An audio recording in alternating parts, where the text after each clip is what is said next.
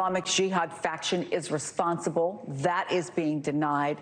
Talk about what we actually know, Stephanie. Yeah, well, what we know is what each side is telling us, and we know those specifics. It's also important to point out that we can't actually get there, that American journalists are not on the ground in Gaza, and some of these things could potentially be verified by eyes on the ground. We're prevented from entering Gaza. CNN cannot independently verify that. It's important to point out.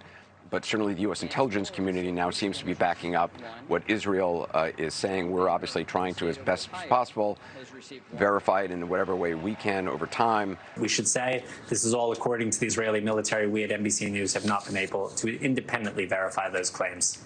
Independent? It's not according to the Israeli military only. It's also according to American authorities.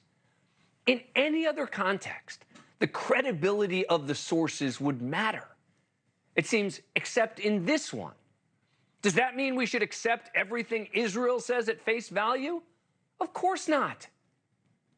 But the media has an obligation to not only fact check, but to analyze those facts, provide perspective. Not just say one side says this and the other side says that, and you make of it what you will. That's lazy and dishonest. But in this case, that's what we're often getting. And this is too important. Even the Poynter Institute, a media nonprofit known for its evaluation of journalism and journalists, writing in its newsletter today, quote, "At first, Israel was blamed for the attack. Shortly thereafter, Israel Defense Forces blamed a failed rocket launch from the Palestinian Islamic Jihad militant group. Soon after, social media was filled with possible footage of the explosion and theories on what might have caused it. There were tweets making cases for one side or the other being the reason for the attack. But it also led to a pile of misinformation and propaganda that blamed one side or the other." Again, it's all sort of one side said this and the other side said that, and oh, there's a lot of misinformation on social media. Look, I get that there can be propaganda from both sides. And the Israeli military's comments need to be scrutinized closely. But the evidence is overwhelming, coming in wave after wave, almost from the moment the hospital was hit. We said it last night. Hamas is not a credible source for information, period. And yet so many in the media treat them as if their statements are just as reliable as any other government statement. Joining me now, Brian Stelter, special correspondent for Vanity Fair, fellow at the Harvard Kennedy School's Shorenstein Center on Media, Politics, and Public Policy, and former anchor on CNN's Reliable Sources. Brian, what do you make of this? You know, sometimes, Dan, you're out there criticizing the media, and I want to defend the media, but there is no defense here. This was an atrocious series of mistakes by many different major newsrooms all around the same time on Tuesday. And unfortunately, I don't think there's been enough follow-up or accountability to make sure it doesn't happen again. I've noticed oftentimes in breaking news stories, breaking news scenarios, when information is lowest, interest is highest. And by the time we actually know the facts, people move on. Well, this was one of those cases, but it was even worse because when the stakes are highest, it seems the standards were the lowest, and it should be the opposite. The standards should be the highest when the stakes are as high as they are right now. What are you most concerned about in terms of the media coverage that we've seen so far?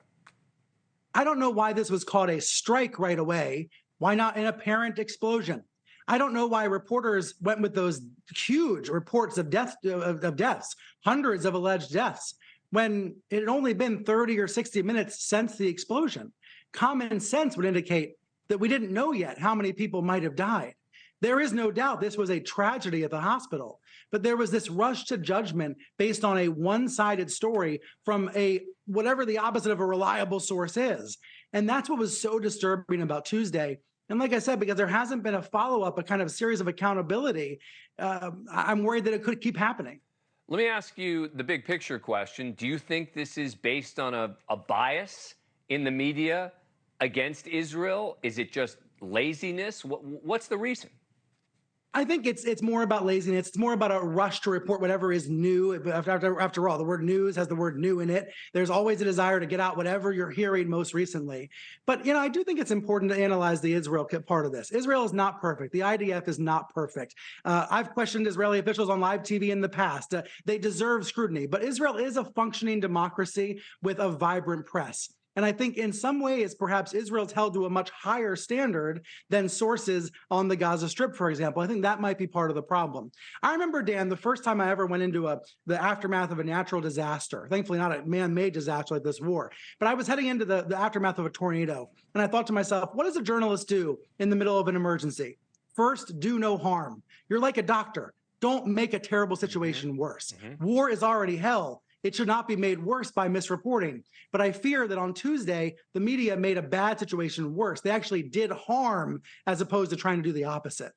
Brian Stelter, thank you. Appreciate it. Thank you for watching. Go to newsnationnow.com to find News Nation on your cable provider. And don't forget to click the red subscribe button below to get more of News Nation's fact-driven, unbiased coverage.